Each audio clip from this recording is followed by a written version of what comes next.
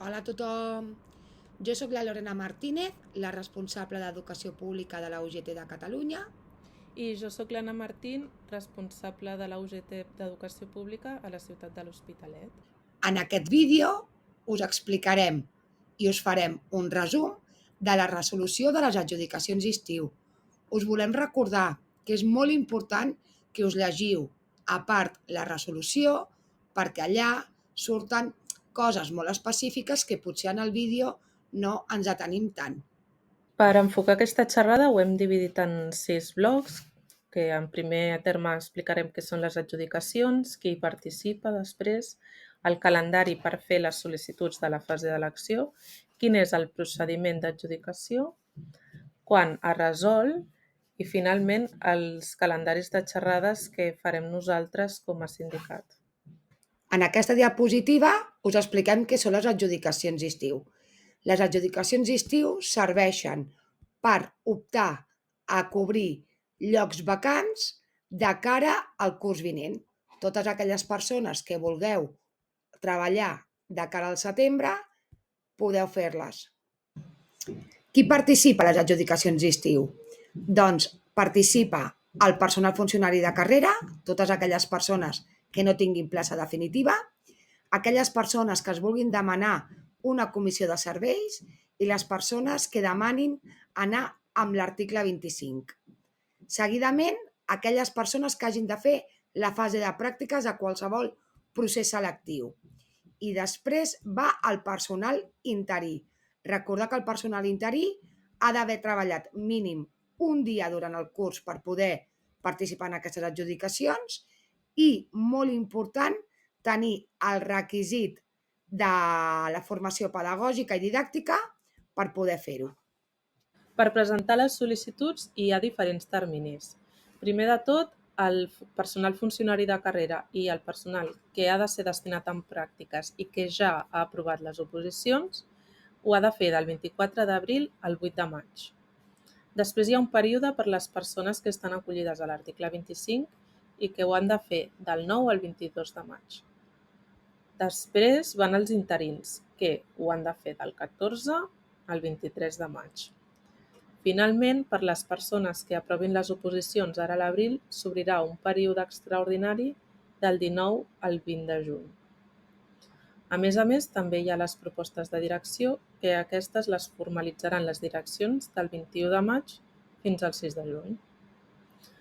Un cop s'hagi fet tot això, es passarà a l'assignació de places i es resoldrà i, per tant, es publicaran la resolució de l'adjudicació durant el mes de juliol, tant les provisionals com després de les reclamacions, les definitives. Per assignar les places hi ha 3 grans procediments. Primer hi ha un procés previ, que són per places concretes. Després la fase general, on hi participem tots, que és la fase en què s'assignen els llocs a jornada completa, i finalment els llocs a mitja dedicació, és a dir, una fase en què s'assignen les vacants a mitja jornada. Les places que s'adjudiquen de manera prèvia a la fase general són llocs de treballs específics i que són llocs com, per exemple, els de l'EAP, el CRP o el CREDA. És important tenir en compte que el personal funcionari en pràctiques només pot ocupar una d'aquestes vacants en cas que sigui una proposta de continuïtat del 2023-24 i que en cap cas pot ser un lloc d'un equip LIC, del CRP, del CSIRE o del CRP de formació professional. També hi ha altres llocs en què sí que hi pot participar tothom, com ho són, per exemple, els que proposen les direccions per centres de nova creació.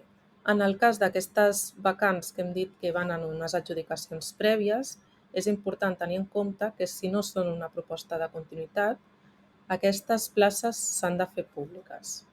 Seguidament va la fase general, on aquí participa el personal funcionari de carrera i aquelles persones que vulguin demanar la comissió de serveis, el personal funcionari en pràctiques i el personal interí.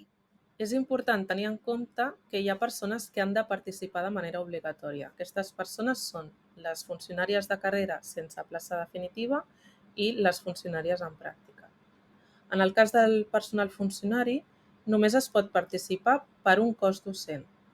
En canvi, el personal interí que participa de forma voluntària participa en un únic nivell, és a dir, ensenyament infantil i primària o bé en els ensenyaments secundaris.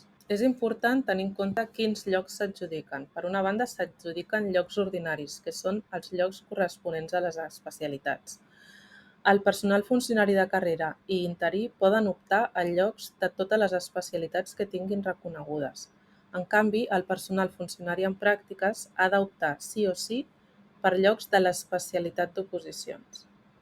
A part dels llocs ordinaris, també hi ha llocs perfilats, o sigui, específics en perfil professional. Per ocupar aquests llocs cal tenir l'especialitat que es demana i el perfil reconegut. És important tenir en compte que per aquest curs 2024-25 no es podran crear noves places perfilades. A més, també hi ha els llocs específics temporals que van lligats a l'atenció de l'alumnat amb necessitats educatives específiques, com ho pot ser, per exemple, l'aula d'acollida o la CIEI. I a més, altres llocs a tenir en compte, com poden ser els llocs d'ensenyament secundari en centres de formació d'adults que tenen els seus propis requisits, o aquells mestres que poden impartir ensenyaments a l'ESO, al primer cicle. En aquesta diapositiva us expliquem les fases i subfases de l'ordre de les adjudicacions. En primer lloc van les propostes de direcció. En aquí diferenciarem dues maneres de fer-les. En primer lloc, aquelles persones que ocupin llocs dins del mateix equip directiu i, darrerament, aquests llocs específics, com per exemple en perfils professionals, centres de màxima complexitat, etc. Darrerament va el professorat que ha perdut la seva destinació definitiva, és a dir, les persones suprimides. Seguidament tenim la resta de propostes de continuïtat. Després venen les persones que estan acollides a l'article 25. Recordem una novetat d'aquest curs. De cara al curs vinent, aquelles persones que actualment tenen reconegut l'article 25 directament continuaran amb aquest de cara al curs 24-25. Us recordem que les persones que estiguin en aquest cas han de rebre un correu electrònic del seu servei territorial en el qual us explicaran com heu de fer el tràmit, d'acord? I finalment, la fase d'elecció o ofici d'aquelles persones que no entren en les fases anteriors. I, darrerament, aquelles persones que hagueu de fer la fase de pràctiques. En aquest bloc s'acaba el que va dirigit al personal funcionari de carrera i personal que ha de fer la fase de pràctiques. Un cop ja s'hagin adjudicat les places a les persones funcionàries de carrera i funcionàries en pràctiques, començaria l'adjudicació de places per al personal interí. En primer lloc, que seria la fase 6, les propostes de direcció, després les propostes de continuïtat, després el personal acollit a l'article 25, que igual que en el cas de les funcionàries de carrera hauran de rebre un enllaç per poder fer l'aplicatiu, i finalment la fase d'elecció. Ara us explicarem com s'han de fer les sol·licituds per poder participar a la fase d'elecció. Primer de tot és important saber que podem demanar fins a 18 especialitats o combinacions d'especialitat en perfil que ja tinguem reconegut a l'aplicatiu. En el cas del personal funcionari de carrera, aquestes persones han de posar en primer lloc l'especialitat d'oposició o del concurs de mèrits com a primera opció. Al cas dels funcionaris i funcionàries en pràctiques, han de fer la sol·licitud només per l'especialitat d'oposició. Sí que si teniu algun perfil també el podeu combinar amb l'especialitat d'oposició. Com a màxim, a les peticions haurem de seleccionar 60.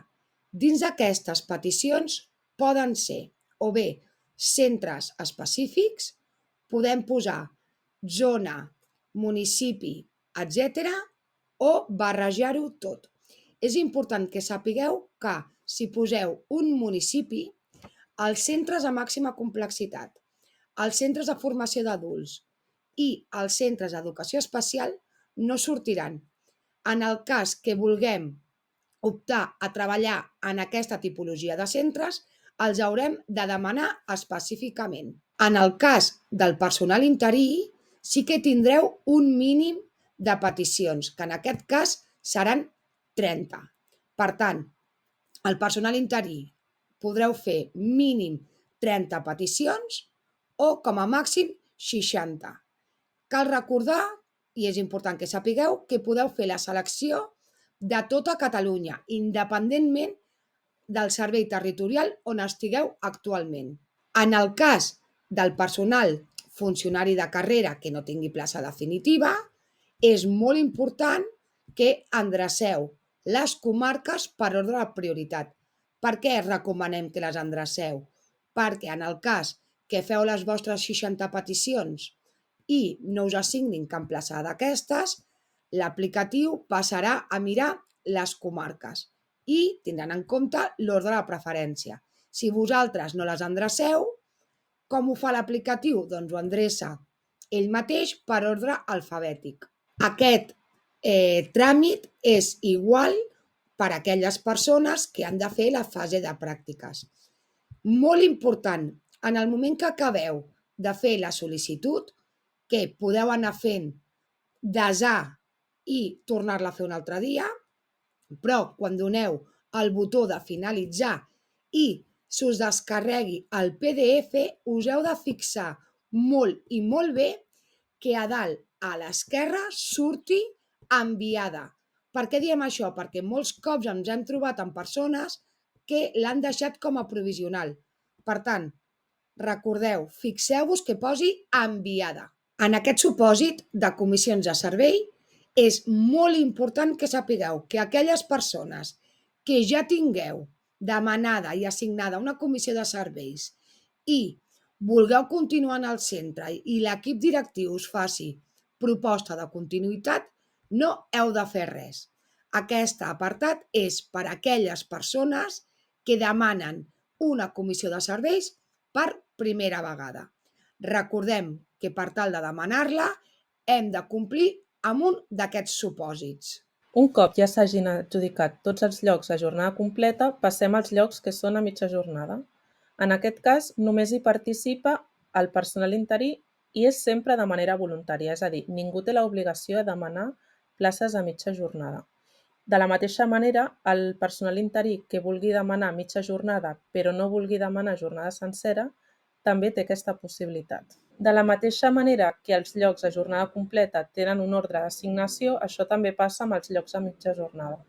Tot i així, aquest ordre és sempre després dels llocs de dedicació completa. Primer anirien les propostes de direcció a mitja jornada. Després, aquelles persones que estiguin acollides a l'article 25 i, finalment, la fase d'elecció, és a dir, les vostres propostes, si és que les feu, a mitja jornada.